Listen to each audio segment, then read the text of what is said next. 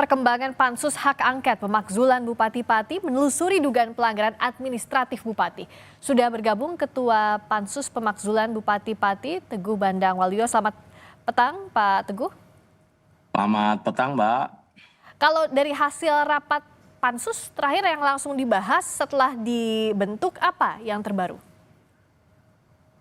Kami sudah melakukan maraton setelah kami sudah mengidentifikasi permasalahan, ada 12 permasalahan.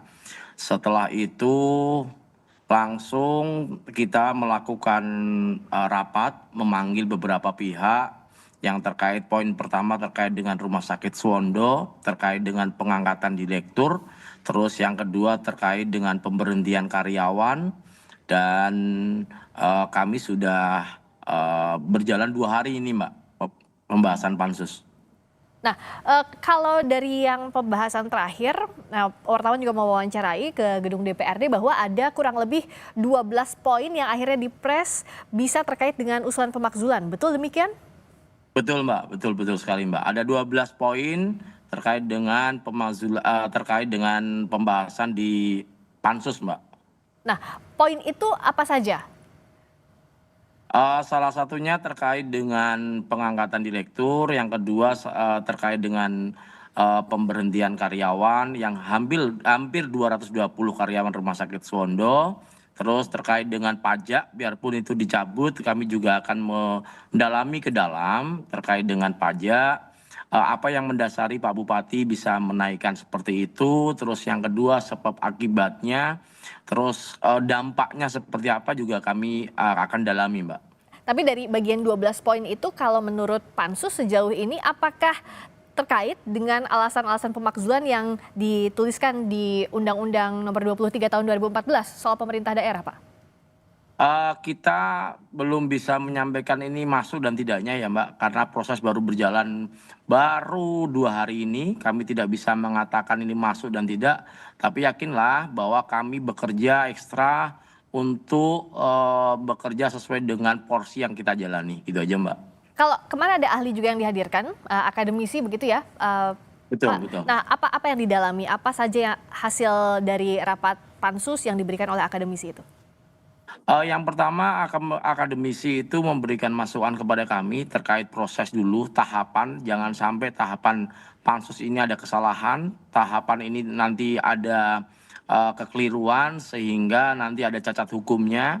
Itu yang pertama, Mbak. Yang kedua, cara berapat pansus yang terkait dengan hal ini itu seperti apa, karena jujur terkait dengan kegiatan pansus ini baru pertama kali ini, Mbak, biarpun saya sudah 4 periode ya, baru pertama ini ada, Mbak, di Pati, Mbak. Jadi ini pertama kali Pansus Hak Angket diterapkan di DPRD Pati ya, dalam kasus Betul, Bupati Mbak. Pati ini.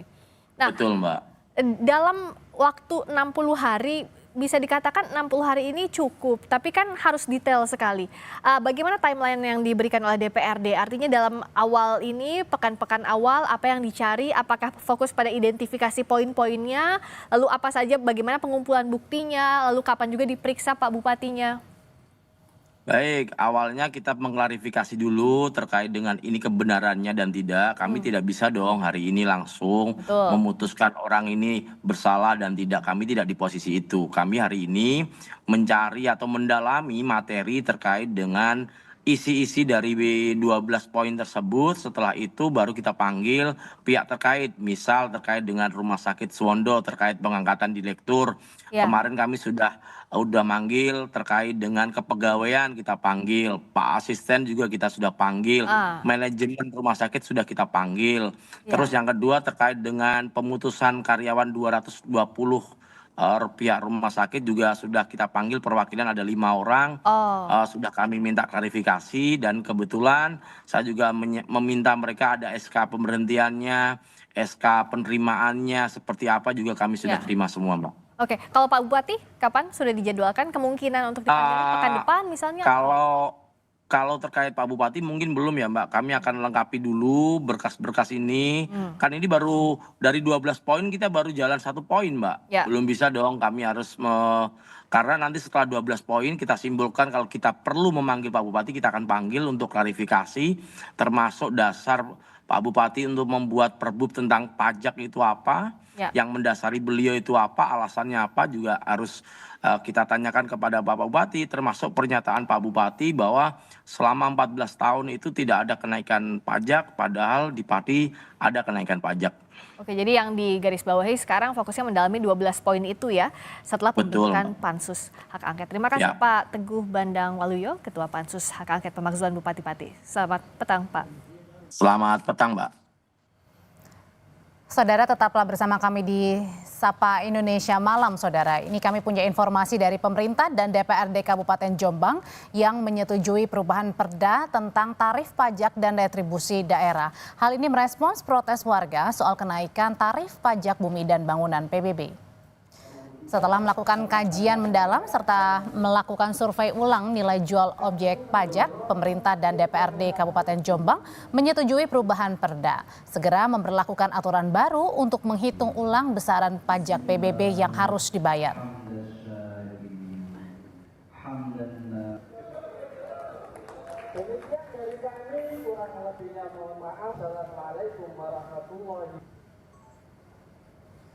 Penandatanganan diawali oleh Ketua DPRD Kabupaten Jombang pada acara penetapan perancangan peraturan daerah Kabupaten Jombang. Semangat teman-teman di DPR sini kan bukan persoalan kepada pendapatan PAD toh, tetapi bagaimana masyarakat terfasilitasi secara keseluruhan secara adil. Tidak masalah hari ini. Tidak ada persoalan. Tidak ada persoalan angka pendapatan APBD itu kan konsekuensi toh. Jadi jangan sampai itu menjadi tujuan tinggi atau rendah gitu. Tetapi sebuah kebijakan itu pasti akan berkonsekuensi terhadap pendapatan juga. Nah, kalau memang pendapatannya itu harus berkurang dari kebijakan yang kita ambil, kenapa tidak?